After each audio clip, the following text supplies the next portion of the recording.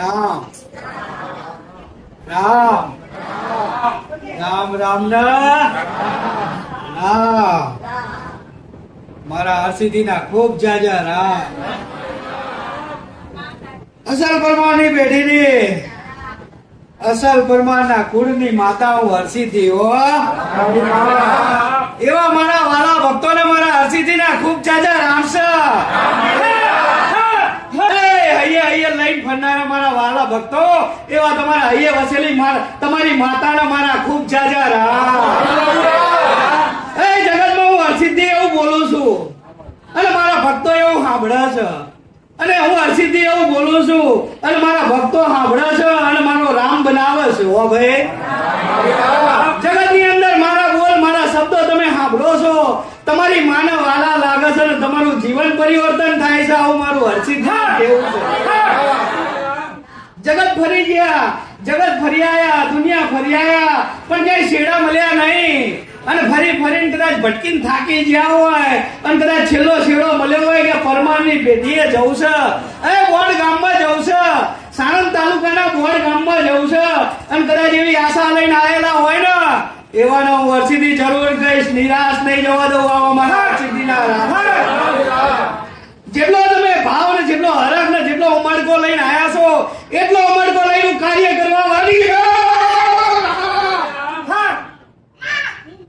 જેટલો જેટલો જેટલો જેટલો તમે હરખ ને ઉમળકો લઈને આયા છો એટલા હરખ ને એટલા ઉમળકે કાર્ય કરવા વાળી હું માતા છું એવા મારા હરસિદ્ધિના રામ તમારી તમારી તમારી તમારી પેઢી શું કરતી હતી તમારી પેઢીમાં શું બન્યું હતું મારા એકેય ભાવિકના ખબર નહીં આજ કદાચ તમારી પેઢીઓ જાણવા આવ્યા છો તમારી પેઢીઓના બાપ દાદાના કદાચ ગુના જાણવા આવ્યા છો તમારા બાપ દાદાની ભૂલો જાણવા આવ્યા છો તો જરૂર ભૂલો અને તમારા બાપ દાદાના ગુના જરૂર જરૂર જરૂર કહીશો ખૂબ જાજા રામ ભલે એટલે જે હરખ કરીને જેટલો હરખ કરીને આયા છો એટલી હરખમાં હું માતા છું ભાઈ એટલે કદાચ વિડીયો જોઈને સંકોચ કરતા હોય અને મનની અંદર મનોમંથન થતું હોય કે માં હે માં તારા દર્શને અમે ચાણાઈએ છું તો જયારે તારી કુળની માતા કદાચ સામે ભક્તિ કરી જોજે ગાડા તારો હુકમ રવિવારે ના બનાવતો ગાડાઓ જગતમાં હું માતા નાખ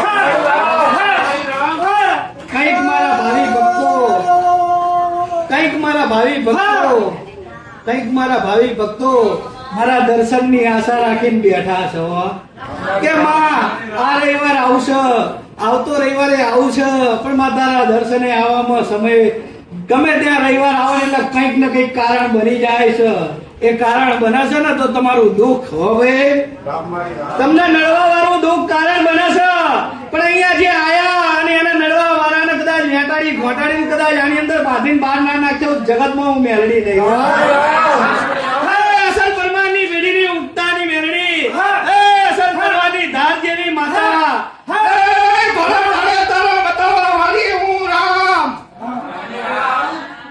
એટલે અમારા ભાવિ ભક્તનો હૈયાનો હેત છું મારા વાલા દીકરાનો હૈયાનો તાર છું એવી હું ઉગતાની મેલડી અને જેને ભરોસા કરે એના નાવડા તાર્યા છે મેં માતાએ અને જેને આદરા ભરોસા કરે એના નાવડા તાર્યા છે થોડાક વેલા મોડાય પણ એક ગાંઠમાં બાંધ્યા છે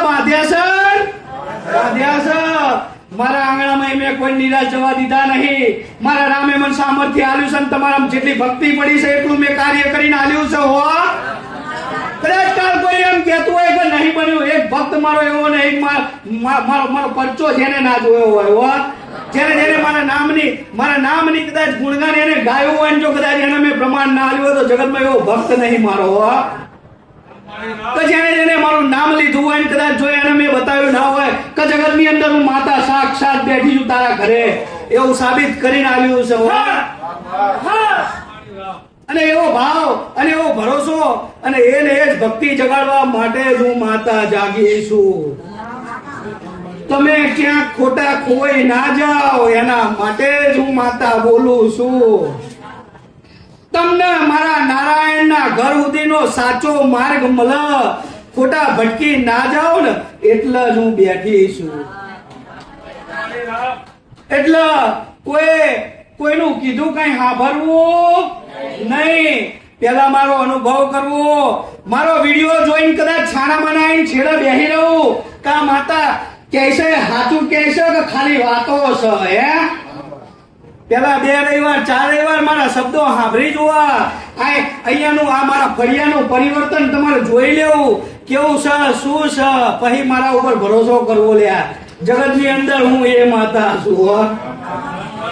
પણ પેલા મારો અનુભવ તો કરજો. એક રવિવાર નવા આવ્યા હોય અને ખાસ કહું છું કે એક રવિવાર મારો અનુભવ કરજો, 2 રવિવાર મારો અનુભવ કરજો, અને 3જા રવિવારે કદાચ મનમાં સંકોચ થતા તમારા કાર્ય રામ એવું મારા નાથે મને સાથ આલ્યું છે, અને એ સાથ આલ્યું છે તો હારામ વાપરું છું. મારા ભાવિ ભક્તને કદાચ એક આહુડા પાડીને આવે છે તો એ આહુડા લૂસીને હું એના ઘરે મોકલું છું. એ મારા રામે સત આલ્યું છે, એ સત્કર્મમાં વાપરું છું. એટલે હરેક એવા મારા વાલા ભક્તને કોઈ દાડે અહીં નિરાશ જવા દઈશ નહીં. પણ એક વિશ્વાસ રાખજો, તમારું કામ થોડું મોડું થશે પણ મોડું નહીં થાય આવું મારું મેલડીનું કેવું છે. જગતની અંદર થોડું મોડું થશે પણ શબ્દ સાંભળજો, મોડું નહીં થવા દઉં આવું હું મેલડી બોલું છું.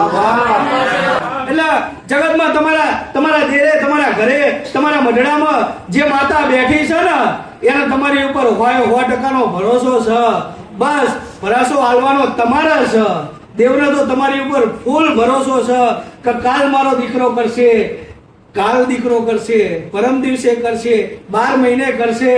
પણ જ્યાં સુધી દીકરાએ સામું ના જોયું ને એટલે તમને બધાને ભરતા કર્યા, એટલે ભટકતા કર્યા. એ ભૂએ ભટકાઈ ગયા. કોઈએ કીધી ઝાપડી, કોઈએ કીધી મસાણી, કોઈએ કીધી વરગાડ, કોઈએ કીધી જોગણી, કોઈએ જોડકા કીધા કે ઝાપડી છે, મેલડી છે, બધુંય છે, પણ શેડા મળતા નહીં.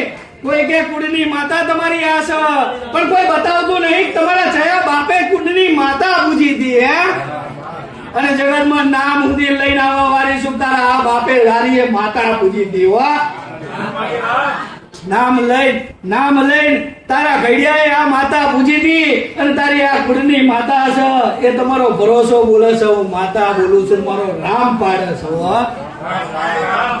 એટલે એવો ભરોસો કદાચ આ સમયગાળાની અંદર જલ્દી મળતો નહીં. હું કાયમ કઉ છું આજનો મનુષ્ય જન મતલબી છે કે જ્યાં સુધી મારું કાર્ય કર્યા બસ મારે બીજું કાંઈ જોતું નહીં. માટલું અટકી રહ્યું એટલું પૂરું કરી દે ને પછી અમારે કાંઈ જોતું નહીં, બધું શાંતિ છે.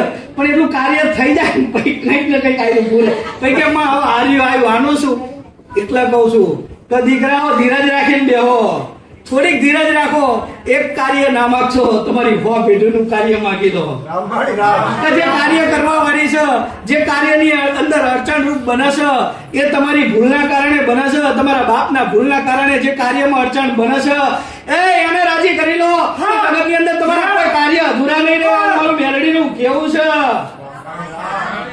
અને આર્યો બોલવા આવીશું રામ.